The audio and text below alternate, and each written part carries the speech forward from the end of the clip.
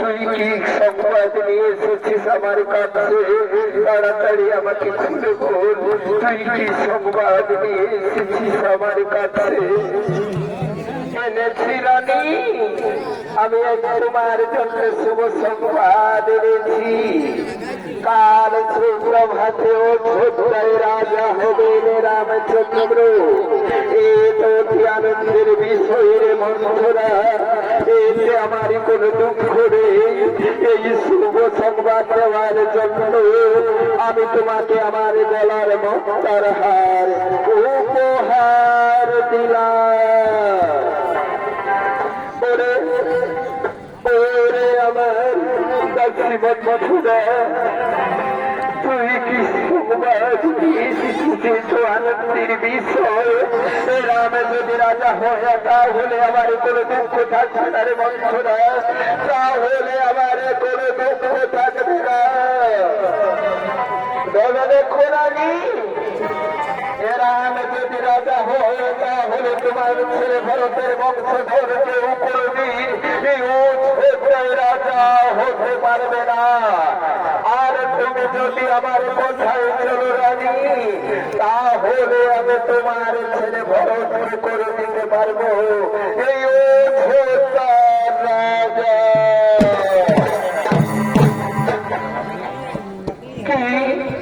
কি বললি ওরে দাসী বন্ধুরা, কি করলি? তুমি আমার ছেলে ভরতকে করে দিতে পারবে? আমি আজ তাই শুনবো। দাসী বন্ধুরা, কি করলে আমার ছেলে ভরত হবে এই অযোধ্যার রাজা?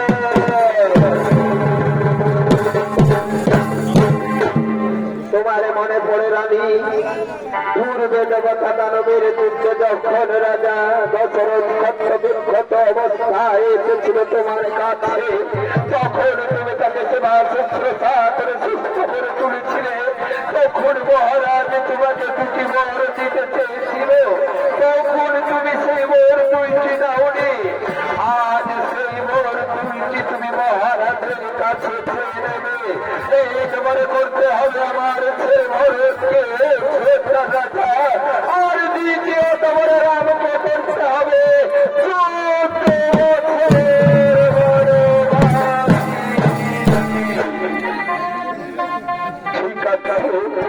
ঠিক আছে আমি তাই করবো আজ মহারাজ আমি তার কাছে সেই দুটি বলে নেবো আমি করবো আমার রাজা আর দ্বিতীয় তোমার রামকে করবো 14 বছর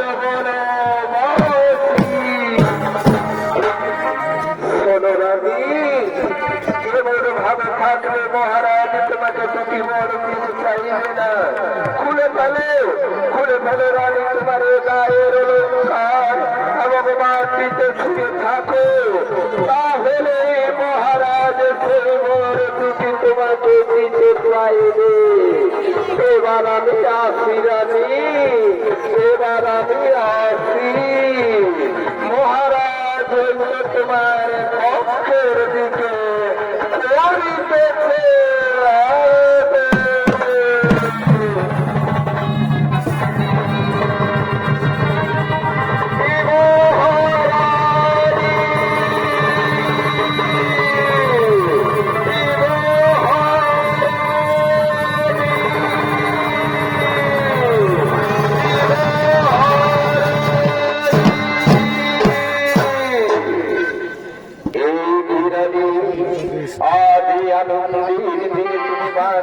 পড়ে আছে চলে রানী কি হয়েছে রানী তোমার কি হয়েছে তুমি আমাকে খুলে বলো তোমাকে কেউ কিছু বলেছে না তোমার কোনো সুখ করেছে রাজা আমাকে কেউ কিছু বলে দিব আর আমার কোনো সুখ করিনি আজ আমি আমার নিজের জায়গায় মরতে চাই রাজা আজ আমি আমার নিজের জায়গায় মরতে চাই তুমি আমাকে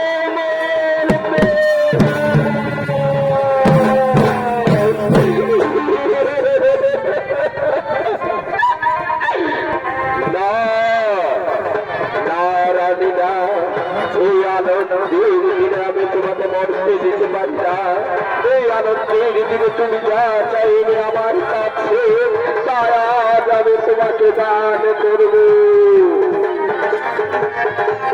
সত্যি বলছো রাজা আজ আমি যা চাইব তোমার কাছে তুমি তাই আজ আমাকে দান করবে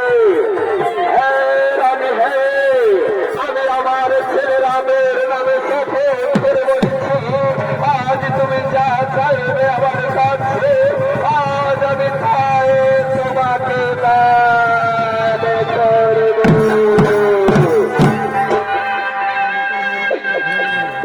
রাজা তুমি আমার কাছে আজ আমি যা চাইব তা আজ তুমি আমার কোথাও করতে পারবি না তবে শুনে রাজা আজ আমি তোমার কাছে এই বর দুটি চাইব তোমার মনে পড়ে সেদিন তুমি দেবতা তাদের যুদ্ধে বিক্ষত অবস্থায় এসেছিলে আমার পাশে তখন তুমি আমাকে দুটি বর দিতে চেয়েছিলে সেদিন আমি সেই বর তুই দিলে আজ আমি সেই বর দুটি তোমার কাছে চাইব রাজা আজ আমি সেই বর দুটি তোমার কাছে চাইব শোনো রাজা আজ আমাকে এই দুটি বর দান করো এক বর করো আমার ছেলে ভরতকে রাজা আর দ্বিতীয় বর রামকে করো 14 বছর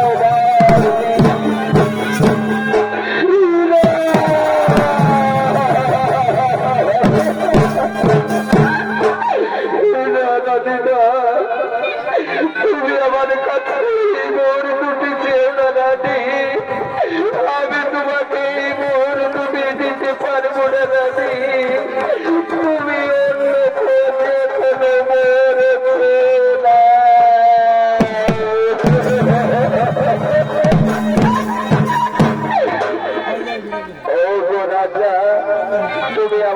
কাছে প্রতিজ্ঞাবদ্ধ, আজ আমি যা চাইব তাই তুমি আমাকে দান করবে।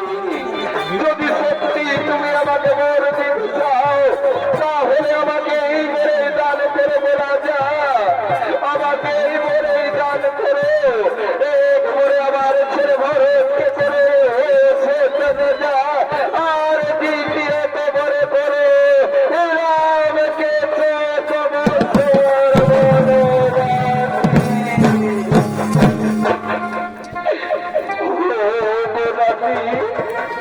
তোমার কথা মতো হয়তো আমি ভরতকে করে দিতে পারবো।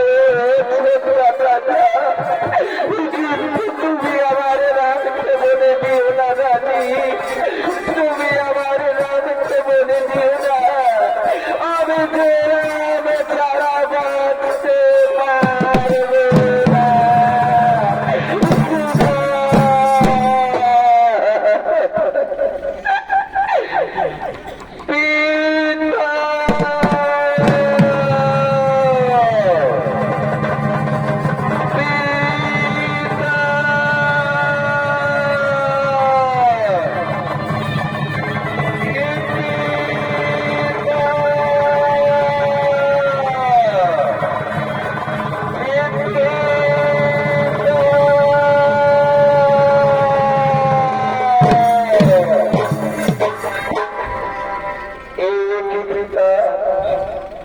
এই আনন্দের দিনে আজ তুমি সিংহাসন ছেড়ে মাটিতে পড়ে আছো কেন পিতা? অগ পিতা, উঠুন পিতা, তুমি তোমার সিংহাসন গ্রহণ করো। উঠুন পিতা।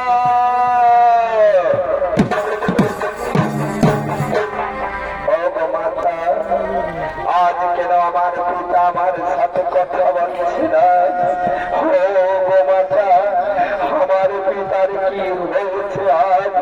আমার পিতা কেন আমার সাথে কথা বলছে না?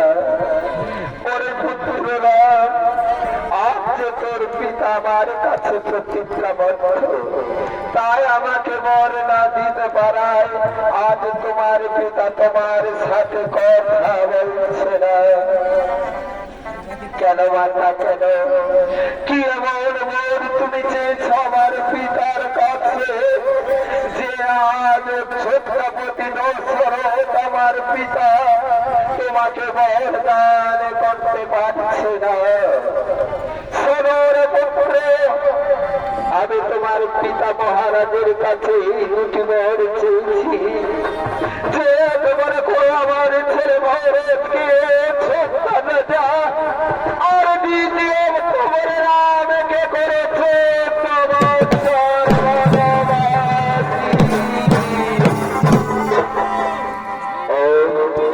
এই কথা আমি হলাম আমার পিতার সুযোগ্য পুত্র।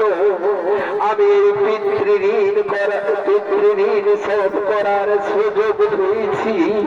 এই সুযোগ আর আমি হেলায় হারাতে চাই না মা, এই সুযোগ আর আমি হেলায় হারাতে চাই না।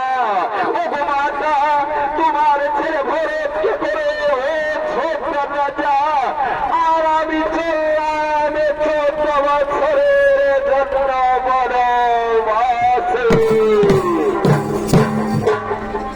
ও মাতা, ও পিতা, এবার তোমরা আমাকে আমাদের হাসি মুখে বিদায় দাও মা।